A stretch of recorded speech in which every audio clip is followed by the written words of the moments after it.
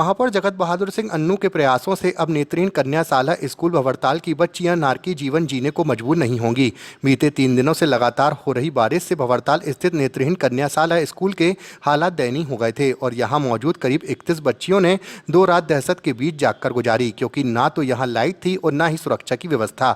ऊपर से स्कूल के अंदर चारों तरफ पानी ही पानी भरा हुआ था। इसकी सूचना जैसे ही महापौर को हुई तो वे तुरंत मौके पर पहुंचे और उन्होंने स्कूल में मौजूद 31 बच्चियों को रानीताल स्थित एमएच अस्पताल के बाजू में स्थित नए भवन में शिफ्ट किया, जिसके बाद सभी बच्चियों के चेहरे में खुशी की लहर झूम उठी। नेत्रहीन कन्याशाला जो भंवरताल में विगत बहुत वर्षों से लगती थी, नरकीय जीवन वहाँ पर हमारी नेत्रहीन बच्चियाँ और वहाँ के स्टाफ नरकीय जीवन जी रहे थे।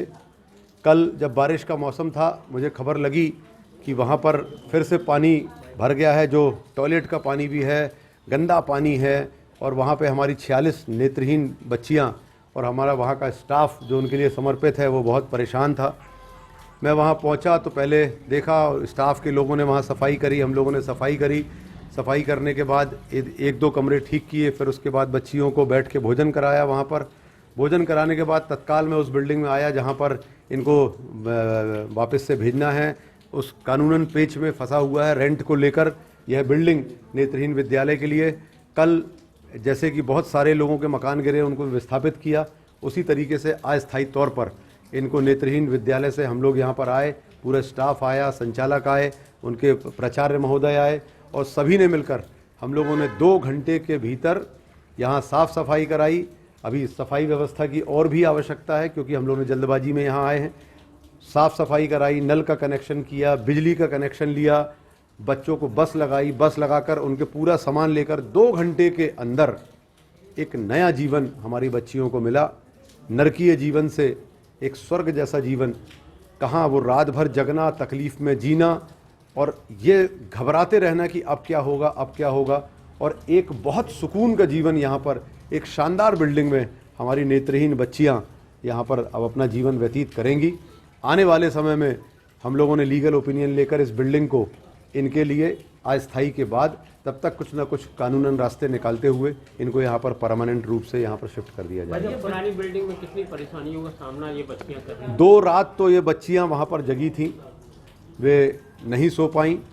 आज सुबह फिर वहाँ जो रात को पानी गिरा है, अगर ये बच्चियाँ वहाँ आज रात होती तो फिर नहीं सो पाती, स्टाफ भी नहीं सो पाता, क्योंकि जो प्राचार्य महोदय और सारे लोग टीचर्स हैं वो पूर्णतः समर्पित है, अपना जीवन उन्होंने इन बच्चियों के लिए लगा दिया है, तो वो भी पूरी रात नहीं सो पाते हैं और सब परेशान रहते थे। मुझे जीवन में एक पुण्य का काम करने का अवसर आया और तत्काल पूरी क्षमता लगाकर 2 घंटे के अंदर मुझे ईश्वर ने, माँ नर्मदा ने, सौभाग्य दिया कि मैं 46 बच्चियों का और स्टाफ का नरकीय जीवन मैं स्वर्ग में बदलने का प्रयास कर सकूं, जो मैंने किया। ये कितने बच्चे यहाँ पर शिफ्ट हुए हैं? 46 बच्चे हैं, उसमें से 16 बच्चों को, 15 बच्चों को घर भेज दिया गया था जो आसपास में रहते हैं। बाकी 31 बच्चे अभी हैं, बाकी के भी हमारे सारे बच्चे यहाँ पर उपस्थित हो जाएंगे। चेहरे में बड़ी खुशी है, आपको तो शाबाशी भी दे रहे हैं। वो बच्चियों से आप बात करिएगा कि वो कितने खुश हैं कितने नहीं हैं, वो तो खुशी स्टाफ और वाइपर था आज, क्या कारण क्या है वाइपर आपने क्यों? चूँकि जब मैं यहाँ पर आया तो चूँकि नई बिल्डिंग है, एक पाइप टूट गया था जहाँ बच्चे हाथ धोते हैं, तो वो बच्चे नहीं समझ पाते हैं कि पाइप लीकेज है क्या है। उस लीकेज का पानी आ गया था, तो उस लीकेज के पानी को मैंने साफ़ कर दिया, वो साफ़ हो गया। बिल्डिंग बहुत हाइट पे बनी है, यहाँ कभी पानी नहीं भरेगा, यहाँ किसी प्रकार की कोई परेशानी नहीं है। टेक्निकली बहुत अच्छी बिल्डिंग बनी हुई है और यहाँ पर इनका जीवन जैसा मानवता के आधार पर जैसा जीवन व्यतीत होना चाहिए, मैं ईश्वर से प्रार्थना करता हूँ इनको खूब आशीर्वाद दें, ये खूब अच्छा जीवन जिए और आने वाला अगला जीवन इनका बहुत खूबसूरत हो, बहुत खूबसूरती से पूरी दुनिया को ये लोग देख सकें। अगला जीवन इनको ईश्वर बहुत अच्छा दे और अभी इनका जो जीवन है ये खूब अच्छी पढ़ाई करें, खूब आगे बढ़ें, स्वावलंबी बने।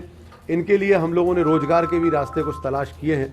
आने वाले समय में ये जो काम कर सकेंगी बच्चियां, नगर निगम की तरफ से हम लोग इनको रोजगार भी उपलब्ध कराएंगे इनकी पढ़ाई के उपरांत।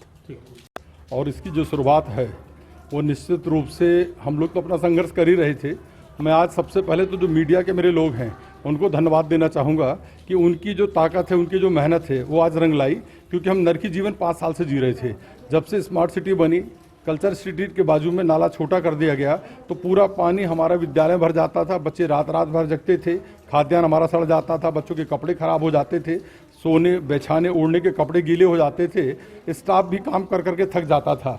आज मैं सबसे पहले मीडिया को इसलिए धन्यवाद देता हूं कि मैंने कलेक्टर साहब को, संभागायुक्त महोदय को, नगर निगम कमिश्नर को और माननीय महापौर जी को कई बार इसका आवेदन दिया, उनसे अनुरोध किया, लेकिन वो मेरी मेहनत व्यक्तिगत रूप से रंग नहीं ला पा रही थी। जो आज मीडिया ने अपनी ताकत दिखा करके इन बच्चों के लिए कार्य किया, तो सबसे पहले इसलिए वो धन्यवाद के पात्र हैं कि मध्य प्रदेश की दृष्टिहीन बच्चियां जो 86 हैं वो इस विद्यालय में हैं। आज की संख्या कम इसलिए है कि मैंने बच्चों को घर भेज दिया था। जो बच्ची बीमार पड़ गई, जो बच्ची डरती थी, उनको घर भिजवा दिया। 86 बच्चियां इस विद्यालय में हैं जो कि विभिन्न जिलों से हैं मध्य प्रदेश के, और उन सब बच्चियों की दुआएं मीडिया के लोगों को लगेंगी, उन कर्मियों को लगेंगी जिनने आकर के बड़ी छोटी छोटी खबर को प्रकाशित किया है जो बच्चों के लिए सार्थक आज साबित हुई है।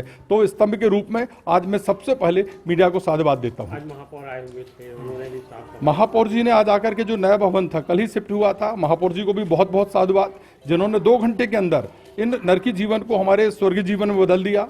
और कल रात को भी हमारे साथ थे, आज सुबह वो आ गए, आकर के उन्होंने जहाँ जहाँ पानी भरा था, नई बिल्डिंग में भी एक पाइप टूटा था, उसके कारण कमरों में पानी आ गया। तो पहले तो उन्होंने 1 घंटे सफाई करी, सफाई करने के बाद सारे स्टाफ को बहुत डांटा कि दोबारा इस प्रकार की कोई गलती मैं नहीं देखना चाहूँगा, और उन्हें आश्वासन दिया कि कल वो पुनः सुबह 8 बजे यहाँ करके चाय पियेंगे। तो मैं उनको भी साधुवाद देता हूँ कि उनके इस अथक प्रयास से हमारे को यह स्वर्गीय जीवन की प्राप्ति हुई। आपका नाम बताइए। पूनम चंद मिश्रा, प्राचार्य, नेत्रहीन कन्या हाई स्कूल, भंवरताल, जबलपुर।